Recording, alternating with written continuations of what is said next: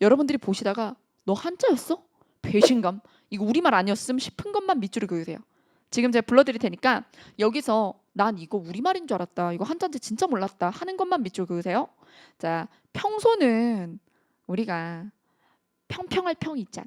예, 평소 한자. 대강 큰 대자네. 정령 이런 게 명자가 안녕할 때 령이거든. 예, 그 다음에 항상 항상성 막 이럴 때 항상 항구 여의란 할 때 항. 그 다음에 하필 할 때 이게 반드시 필이죠. 이거를 한자 두 개씩 못 외우면 아는 한자를 잡고 외워. 그러면 돼. 자, 그 다음에 무려. 여러분 이때 려가 무슨 려냐면 저는 염려가 있습니다. 염려하지 마세요. 이런 말 하죠. 자, 그 다음에 자 유독 고독할 독자. 고독의 독자 나온다. 유는 이유진의 유네요. 자의식 과잉. 생각할 유예요. 네. 유진이 생각할 유자의 참진이거든요. 진실만 생각하라고 유진이라고 지어드렸는데 부모님한테 뻥을 그렇게 쳤죠. 어쨌든 그 다음에 급기야. 이런 말은 한자라는 걸 알기가 매우 어렵죠. 네. 급은 파급 효과 할 때 그럴 때 급입니다. 영향을 미치다 그 파급이 급기야 여기까지 왔어. 자, 그 다음에 도대체 할 때 큰 대자. 채자도 아는 자지? 모르는 자만 따로 알아두면 되죠. 그 다음에 어차피 심지어 부진장 도무지 순식간 별한간 좌우간 흐지부지해서 간간간은 묶어줘. 순식간 별한간 좌우간 묶어주세요. 간간간. 흐지부지 배신감 안 느껴요? 흐지부지 한자라니까. 갈짓자. 자, 그래서 이렇게 한자어인 것들을 외울 때 이런 거 언제 하고 짜증내는 사람이 지는 거예요. 공무원 시험은 제가 첫 주니까 이 얘기도 해드려야 될 텐데 모두가 같은 범주를 공부해요. 그리고 누가 얼마나 더 밀도 높게 잘하고 훈련했느냐 가지고 경쟁을 하죠. 절대평가가 아니란 말이에요. 절대평가가 아니고 범위는 딱 20문제 물어볼 거면서 어마어마하게 넓어서 범위 획정이 제대로 되지 않는 구간들도 많습니다. 그래서 여러분들이 하는 이 공부의 너비와 깊이는 모두가 똑같이 공평하게 받은 밥상이에요. 그런데 그거에 짜증을 내고 화를 내시는 분들은 더 빨리 지치겠죠. 그러면 이 시험 자체가 그런 사람을 거르겠다고 이렇게 짜증나게 만들어진 거예요. 예. 그래서 앞으로 공무원이 돼도 진짜 수많은 말도 안 되는 대민 업무를 하게 될 텐데 민원인들한테도 많은 것을 겪게 될 거예요. 그러면 그만큼 사람이 묻어나고 끈기 있고 성실하면서 그래야 되죠. 자기 감정 기복 정도는 자기가 컨트롤하고 막 그래야 되는 거잖아요. 그래서 저는 처음에 수능 시장에서 이쪽으로 왔을 때 벌써 8년이 됐습니다만 시험이 뭐 이렇게 개벽다구 같이 라고 생각했어요. 저도. 뭐야? 막 이랬단 말이야. 이딴 걸 왜 물어봐? 막 했단 말이지.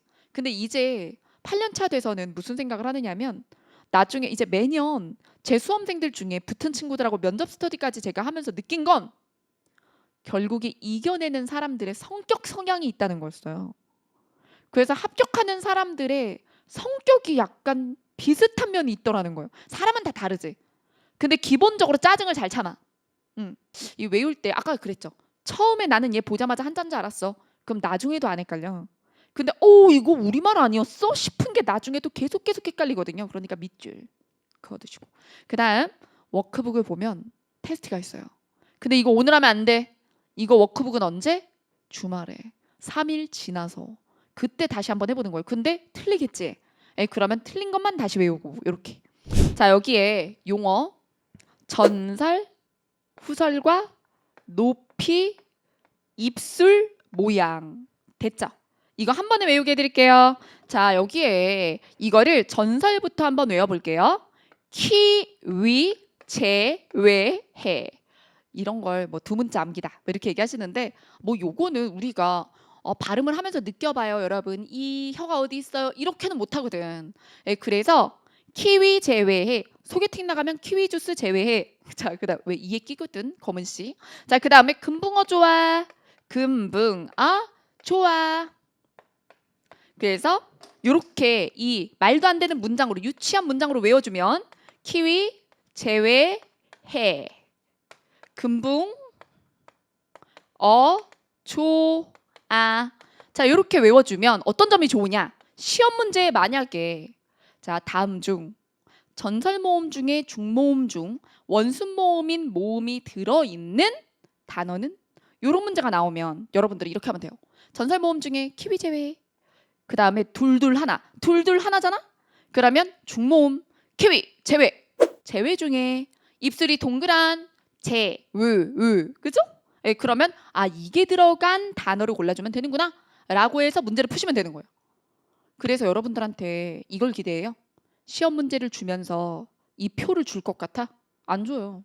그냥 여러분들한테 전설 모음이다, 뭐 중모음이다, 뭐 고모음이다, 뭐 이런 식으로 얘기를 하면 여러분들은 그에 응답하셔야 돼요. 그렇기 때문에 머릿속에 얘가 들어있어야 되는 거죠. 다시 한번 키위 제외해? 금붕어 좋아.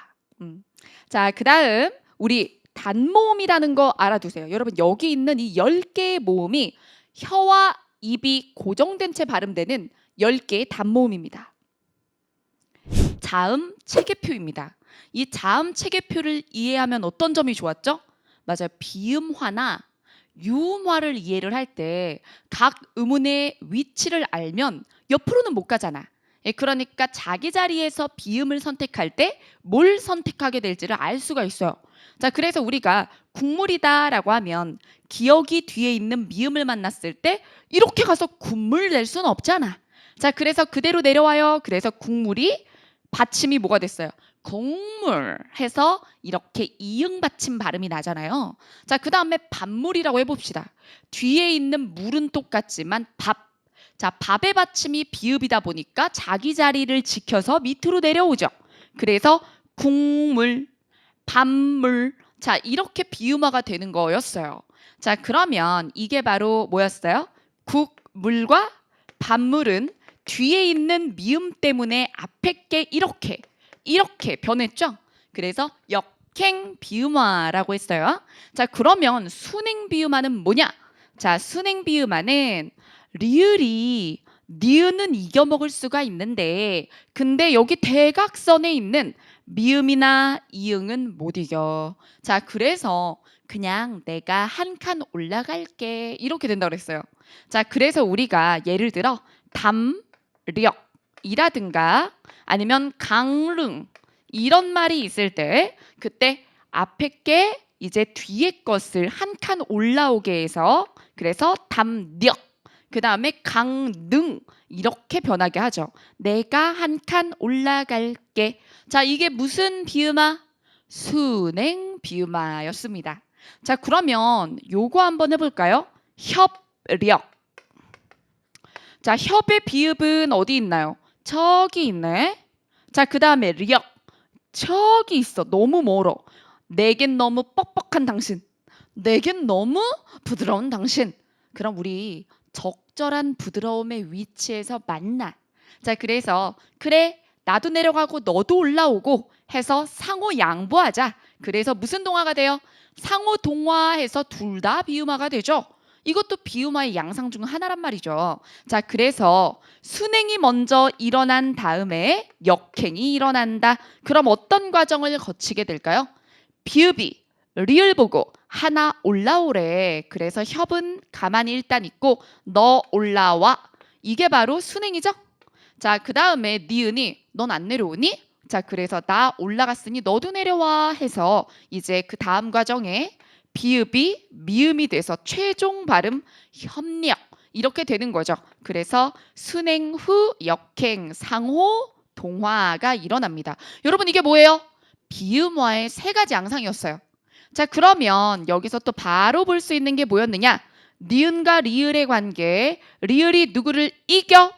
니은은 이게 물귀신 잡아당겨. 자, 그래서 고구려백제 신나 신라 신나요? 아니죠. 뒤에 리을이 있으면 이렇게 역행 유음화가 나가지고 신라 이렇게 되는 거죠. 자, 그 다음에 또 칼날. 그러면 앞에 리을이 있네. 그러면 이렇게 순행 유음화 해가지고 컬럴 이렇게 되는 거예요. 여러분 비음화 유음화 다 기억나셨죠? 이게 자음동화였어요. 여기 밟으면 할머니한테 맴매. 그죠? 자, 이랑에다 심고 고랑으로 다녀야지. 그죠? 자, 어쨌든 이 이랑은 명사예요. 조사나 접사가 아니야. 이 땅의 이 부분을 이야기하는 이름이란 말이에요. 이름. 명사라는 건 문법적인 형태소가 아니고, 즉 형식 형태소가 아니라 실질 형태소예요. 그래서 이때 이랑이라는 말은 명사라서, 그래서 형식 형태소가 아니라 실질 형태소이기 때문에, 그래서 국외음화 조건이 아닙니다. 그러면 국외음화가 일어나지 않고 다른 현상이 일어나게 되는데요. 어떤 현상이 일어나나 펼쳐볼게요. 날개의 세로로 여백 있죠? 거기다 메모해 보세요. 자, 밭과 명사, 이랑이라는 명사가 합성어가 되려고 합니다. 단어와 단어가 결혼을 하려고 하는 거죠. 자, 그럴 때 밭부터 요거 발음할 때 티읕 받침 발음 못 하잖아요. 음절의 끝소리 규칙을 해야 합니다. 그래서 음절의 끝소리 규칙 하면 뭘 고를까? 티읕은. 자, 가느다란 물방울 중에서 뭘 골라야 되나요? 디귿이죠. 자, 그래서 이때 얘가 결과적으로 음절의 끝소리 규칙으로 이렇게 밭이 됩니다. 시험에 수능 때인데 평가원이었을 거예요. 6평인가 9평인가 그랬던 것 같은데 이게 나왔어. 수능에. 근데 이것에 대해서 발음 과정에 대해서 우린 뭐라고 해야 될까요? 자, 바다 쪽에 이게 지읒이 히읗과 만나면 어떻게 돼요? 저, 치, 다. 이렇게 지읒과 히읗이 줄어서 치읒이 돼야 되거든요. 그런데 이걸 몇몇 학생들이 이렇게 생각합니다. 이게 음절의 끝소리 규칙이 돼가지고, 여러분 이건 필기하지 마. 이건 잘못 생각하는 거야. 이게 이렇게 된 다음에요. 여기부터 일단 틀렸어. 음절의 끝소리 규칙이 일어나는 게 아니라 축약이 그냥 되지. 여러분 음절의 끝소리 규칙을 뭐하러 하죠? 뒤에 히읗이 바로 잡아먹을 건데? 이것은 음절의 끝소리 규칙을 한 다음에 잡아먹는 게 아닙니다. 그냥 먹어요. 바다 쪽에 안에 있잖아요. 바다 쪽에 있는 것들은 그냥 바로 먹는 거예요. 자, 그래서 이 과정 틀렸죠? 그 다음에 뭐라고 주장했을까? 이걸 주장합니다. 이때 축약을 시켜요. 그죠? 이미 여기부터 틀렸어. 그 다음에 국외음화 일어났대. 와, 이거는 뭐로 가도 서울만 가면 된다. 이건 평양 같지. 그래서 이게 서울 가는 게 아니라 평양이잖아. 그쵸? 못 돌아와. 오답이라고. 그죠? 자, 그래서 이런 잘못된 생각에 빠지지 않도록 합니다. 또 이거 누구 지금 영혼 없어가지고 필기하는 거 아니지? 이거 잘못 생각하는 거예요. 자, 그래서 독해는 누구와 함께 해야 되느냐? 여러분들이 인정할 수 있는 전문가랑 해야 됩니다. 여러분들이 저를 이 파트에서 인정해주지 않으시면 흥칫뿡하다 끝나는 거예요. 자, 그래서 저를 전적으로 믿어주셔야 됩니다. 그리고 약속하겠습니다. 전적으로 믿으시면 기적이 일어납니다. 여러분들이 수능에서 몇 등급을 받았든 끌어올려 드리겠습니다. 그리고 약속할 수 있습니다. 영어도 올라요. 네. 자, 그래서 영어가 먼저 오르는 사람도 있어요. 왜 그럴까요? 이게 지문을 그냥 해석해 놓고 보면 대부분 그래도 국어 지문보다는 영어 지문이 난도가 낮은 거거든요. 영어로 되어 있어서 그렇지. 그러니 사실 독해가 문제라면, 어휘나 이런 게 문제가 아니라 독해가 문제라면 영어 독해 그 부분도 제가 해결해 드릴 수 있어요. 자, 그래서 여러분들이 이 독해 알고리즘을 들으시면 국어 독해 알고리즘, 그 다음에 영어 독해, 그 다음에 전체적으로 시험장에서 전 과목의 시험에서 출제자와 소통하는 능력이 늘어납니다. 그래서 여러분들의 합격에 가장 지대한 공헌을 할 강좌가 될 거라고 자신합니다. 자, 그러면 이 정도로 자랑과 협박을 마무리하고 네, 마무리하고 이제 수업을 시작해 보도록 할게요. 자, 그래서 중심화제를 찾기 위한 알고리즘의 첫 번째. 자, 구체적인 사물 용어보다는 추상적인 관념어가 반복되는 것에 주목해 주세요. 하지만 이때도 이것이 중심화제라는 확신은 할 수가 없습니다. 자, 그 다음에 두 번째, 화제어 중에 중심이 되는 말은 문법적으로도 주로 주어나 목적어를 담당하게 되고요. 자, 그리고 수식을 받아요. 다른 정보들이 그것을 꾸미게 됩니다. 자, 그 다음에 열거된 정보가 있다면 열거된 말들은 통째로 중심화제일 리 없어요. A, B, C, D 그러면 너희들 엄마가 누구니? 네, 이거 해줘야 돼요. 그래서 열거된 말들을 한 번에 끌어안을 수 있는 말이 주로 중심화제가 됩니다. 그러면 이거를 달달달 외우려고 하는 사람들이 있어요. 그런 다음에 문제를 풀다가 선생님 여기 열거냈는데 여기 엄마 있는데 엄마가 중심화제가 아닌데요? 그럴 수 있어요. 그럼 거기엔 이유가 있을 거예요. 엄마는 엄마인데 글을 더 읽다 보면 다른 엄마가 나타난다든가 이런 식의 양상들을 다 뒤에 있는 문제에서 보여드릴 거예요. 일반적으로는 이렇게 추상어 중에 반복되는 말이고 화제어 중에 이렇게 문법적으로도 중요한 말이고 그렇지만 예외적인 경우도 경험치로 대비를 하실 거라는 거죠. 자, 그다음 오답을 피해 봅시다. 여러분 출제자가 이 문제를 만들 때요. 어떤 공정을 거칠까요? 먼저 나는 중심화제 찾기 문제를 낼 거야 라고 마음을 먹겠죠. 자, 마음을 먹고 지문을 선정해요. 가끔은 자기가 지문을 쓰기도 합니다. 원전을 변형하기도 합니다. 자, 그래서 지문을 고를 때 이 문제는 그냥 쉽게 줘야지 이럴 때도 있고 어렵게 해주겠어. 자, 어렵게 해주겠어. 그러면 아까 제가 얘기한 것처럼 반복되는 단어 하나 두고 하지만 실제로는 얘가 정답인 거 내야지 이렇게 할 수도 있고 열거해 준 다음에 엄마를 뒤에다 둔 다음에 맨 뒤에 진짜 엄마 줘야지 막 이럴 수도 있어요. 그러면 글을 선택을 한 다음에 그런 함정 요소들을 글에다가 배치하곤 합니다. 자, 그 다음에 정답은 정해져 있잖아요. 그렇죠? 그러면 정답 말고 나머지 선지들을 만들 건데 정답이 깔끔하고 오답이 너무 개소리면 그 문제 어떨까요? 너무 쉽잖아요. 이렇게 스쳐가면서 봐도 제가 정답이야. 막 이렇게 된단 말이에요. 그래서 매력적인 오답이라는 걸 정성 들여서 하나 이상 만들게 됩니다. 정답, 매력적인 오답, 선지 4개 중에 그 2개만 잘 만들면 A급 출제자다. 이렇게 얘기를 하거든요. 자, 그러면 정답과 매력적인 오답을 만들 때 그 매력적인 오답은 어떻게 태어날까요? 제가 아까 얘기했죠? 개소리면 소거하기 너무 좋잖아. 그렇죠? 그러니까 정답 같아야 될 거 아니에요. 정답은 아니지만 정답 같거나 아니면 정답보다 열등하거나 요거란 말이에요. 자, 그래서 있는 정답을 변형하는 경우가 많아요. 자, 그래서 첫 번째 글에 나와 있는 보조 화제인데 중심 화제인 척을 하는 방식이 있어요. 자, 그래서 보조 화제라는 건 어디까지나 중심 화제를 뒷받침하는 말들이란 말이에요. 그러면서 자기가 주인공인 척을 하는 거죠. 그럴 때는 이런 어떤 말투나 뉘앙스에서 얘가 중요한 척을 해요. 하지만 그 말투에 속으면 안 되는 거죠. 자, 그래서 중심 화제보다 지시 범위가 넓거나 즉 정답보다 너무 넓은 화제. 그래서 전제 개념이 되는 거야. 그래서 글을 시작할 때 개로 시작을 한 거예요. 그러면 글의 첫머리에 뭔가 임팩트 있는 단어가 나오면 얘인가 봐 막 이런단 말이에요. 그렇게 속임수를 깔거나 자, 주로 그렇게 하죠.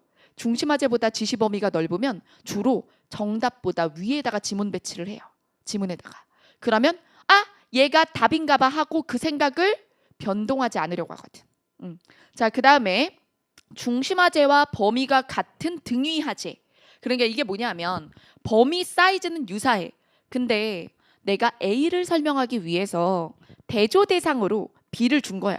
근데 난 정말로는 A를 잘 설명하고 싶거든. 그래서 B를 도구로 쓴 거지. B가 중심 화제는 아닌 거지. 그런 식으로 자, 범위가 같은데 근데 본질은 아닌 거.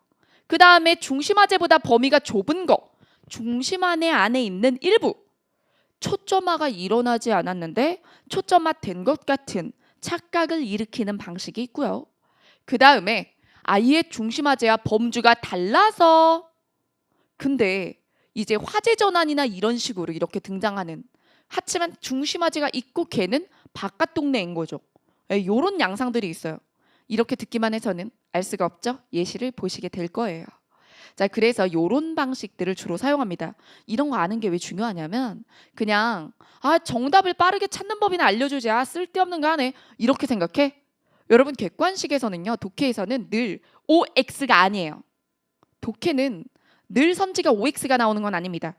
그래서 오세모 X일 수 있는데 그때 더 우월한 정답, 열등한 정답을 가릴 때는 사실 속어법을 사용할 수밖에 없고요. 그럼 출제자가 내가 만약에 1번, 3번이 남았어. 2개 중에 망설이고 있어. 그러면은 1, 3의 관계를 볼 수가 있는 거예요. 그럼 두 개를 놓고 보면 얘가 정답인데 이걸 이렇게 왜곡했네가 보일 때가 있습니다. 그게 여러분들이 출제자의 시선을 가지게 되는 거예요. 그 출제자의 시선 가지게 해드릴게요. 자, 그럼 또 두 번째, 보조 화제가 아니라 보조 관념이라고 돼 있죠?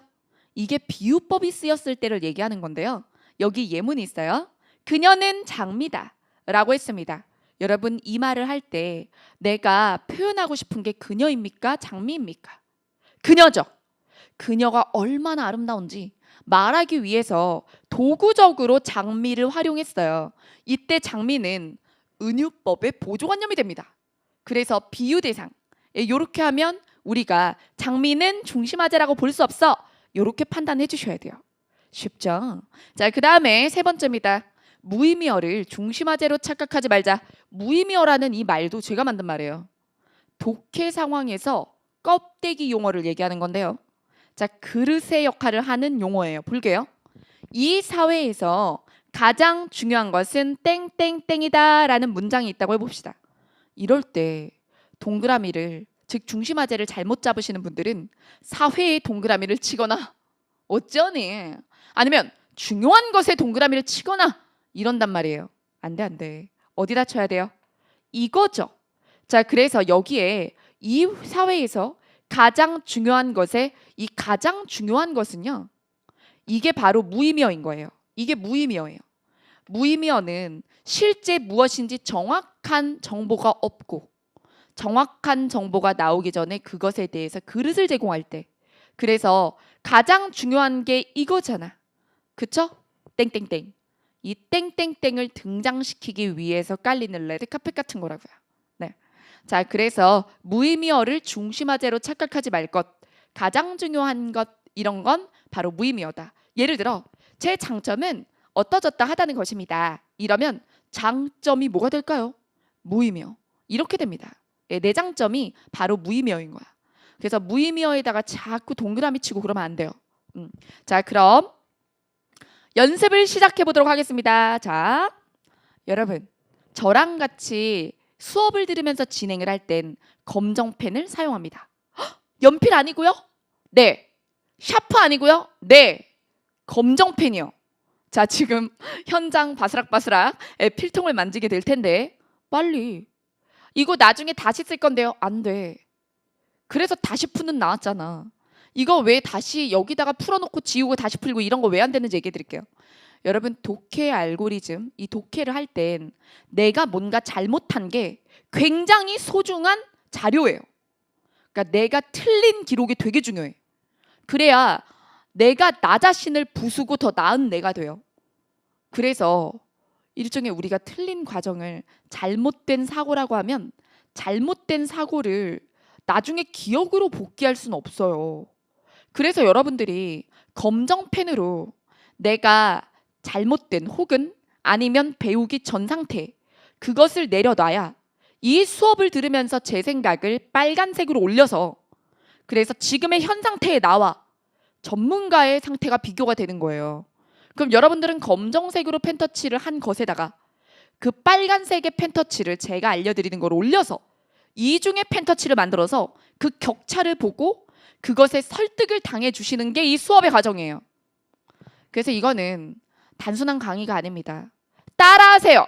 이거거든요. 그래서 저는 여러분들의 헬스 트레이너처럼 PT 코치 같은 거라고. 거울 보고 제 자세 똑같이 따라하세요. 스쿼트 할 때 엉덩이 빼지 말고 막 이렇게 하잖아. 예, 자세를 똑같이 해줘야 된단 말이죠. 자, 그래서 자, 이제 제가 가이드하는 대로 천천히 따라옵니다.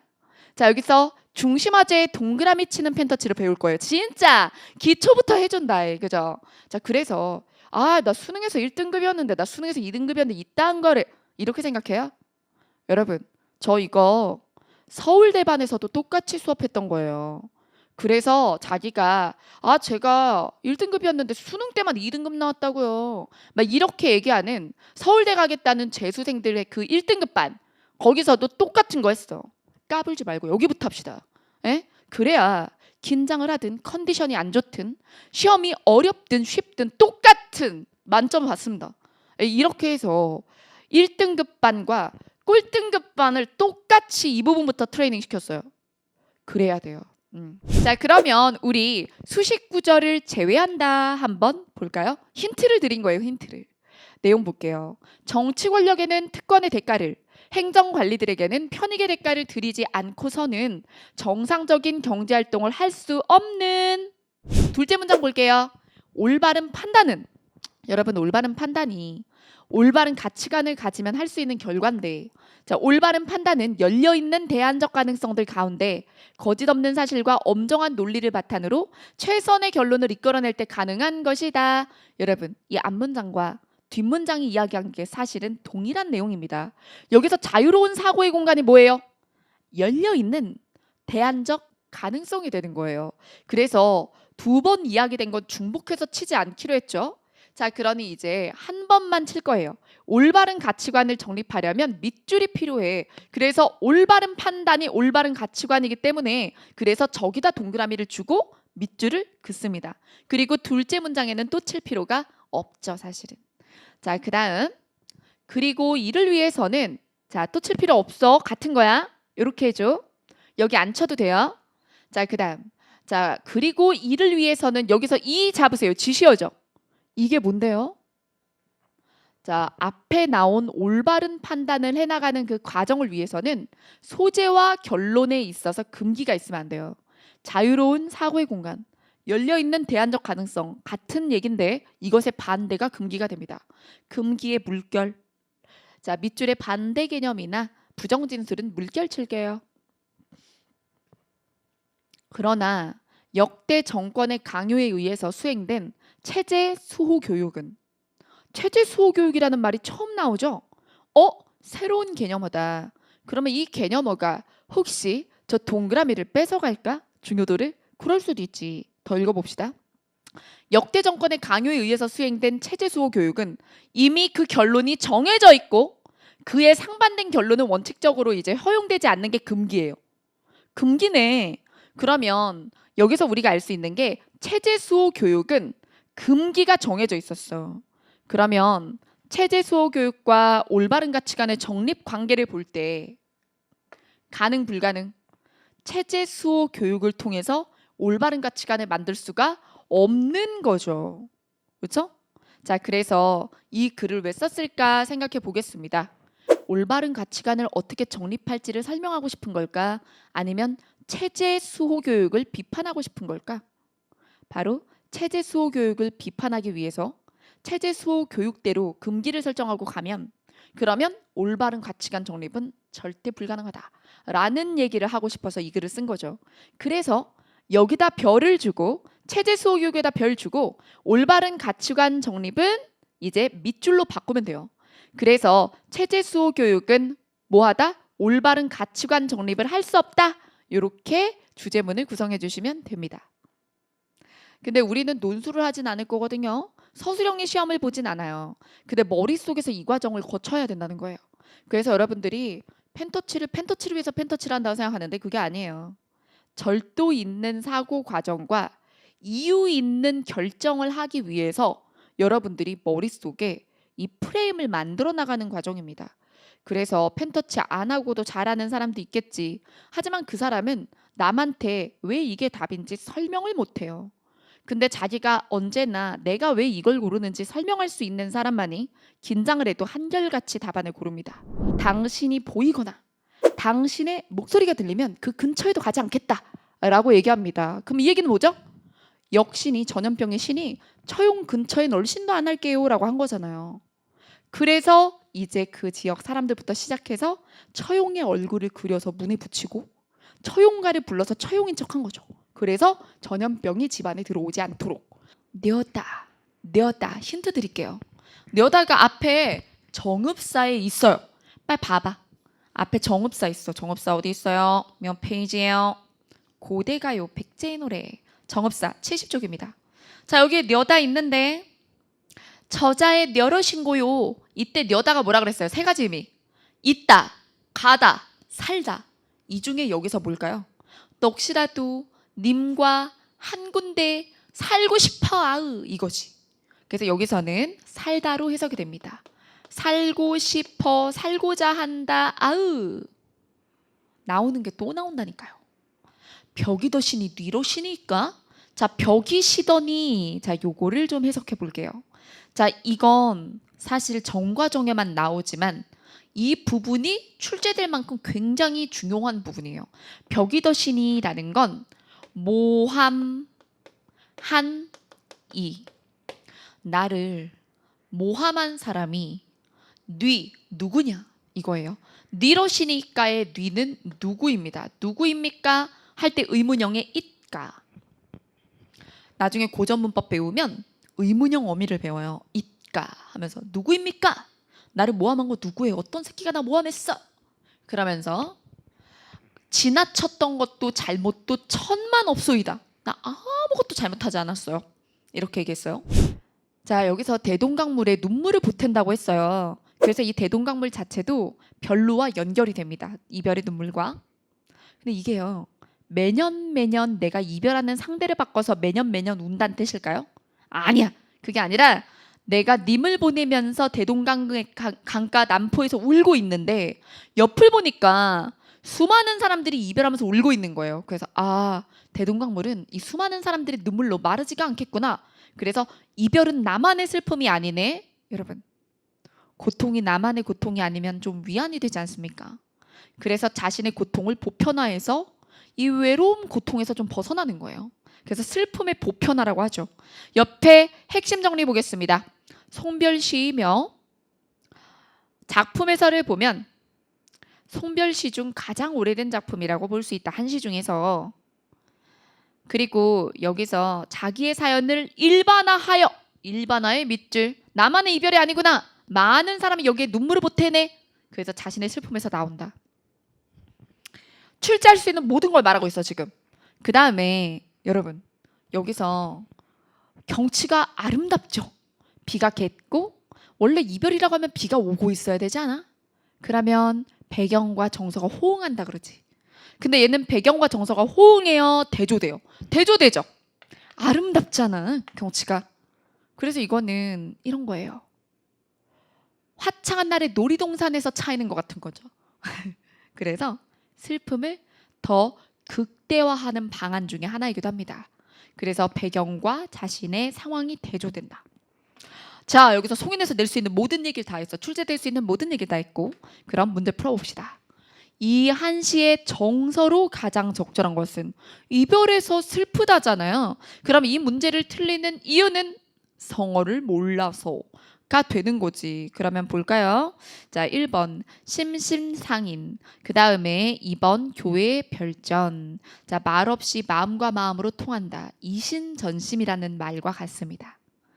자, 그래서 이거 보고 이런 거 어떻게 풀어 하실 수 있는데 사실 일행직기출에도 나왔던 성어예요. 그래서 성어 쪽에서 보시게 될 거예요.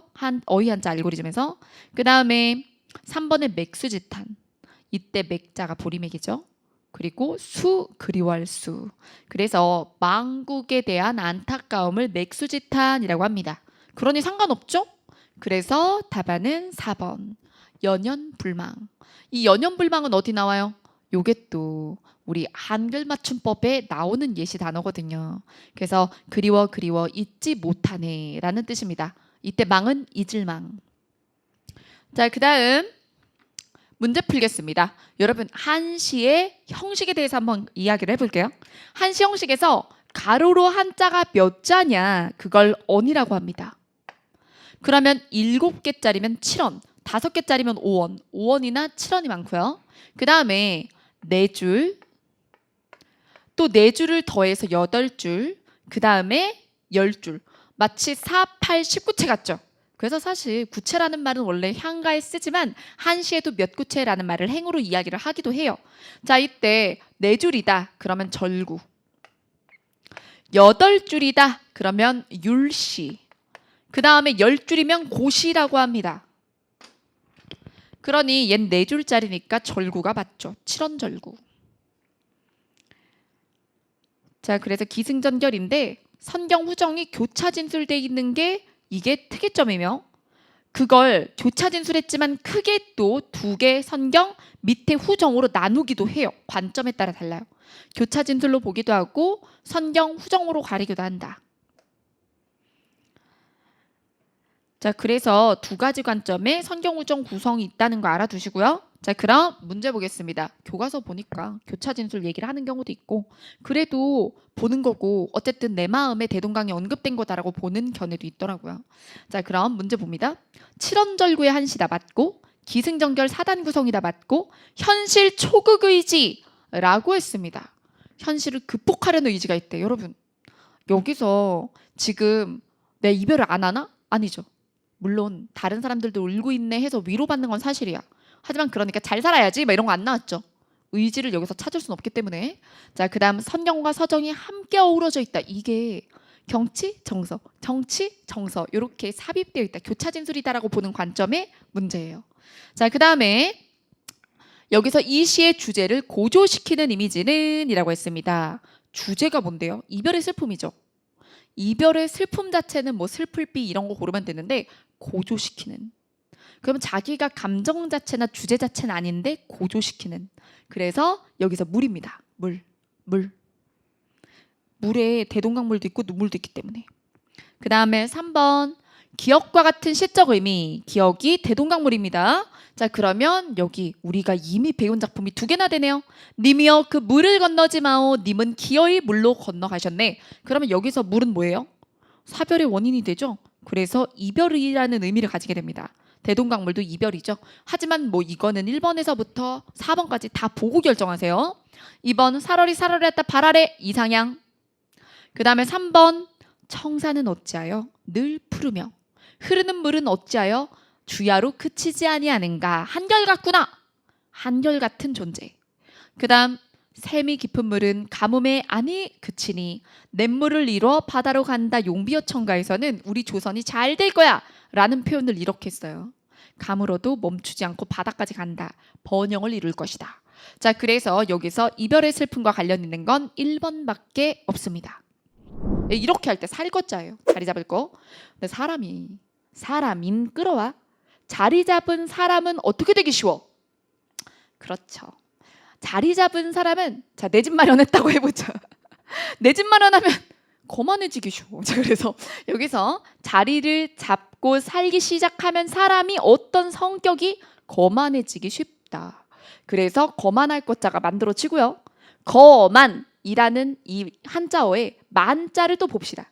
자, 우리가 모친이라고 할 때 저 모자를 사용을 하는데 근데 손가락 중에 엄마 짧고 통통하지? 응, 우리 엄마만 그래? 저도 그래서 손가락 중에 엄마 엄지무자. 그래서 손에다가 어미모를 합치면 엄지무자가 됩니다. 자, 그래서 이게 지장을 찍는다 우리가 그러는데 엄지 찍으면 무임.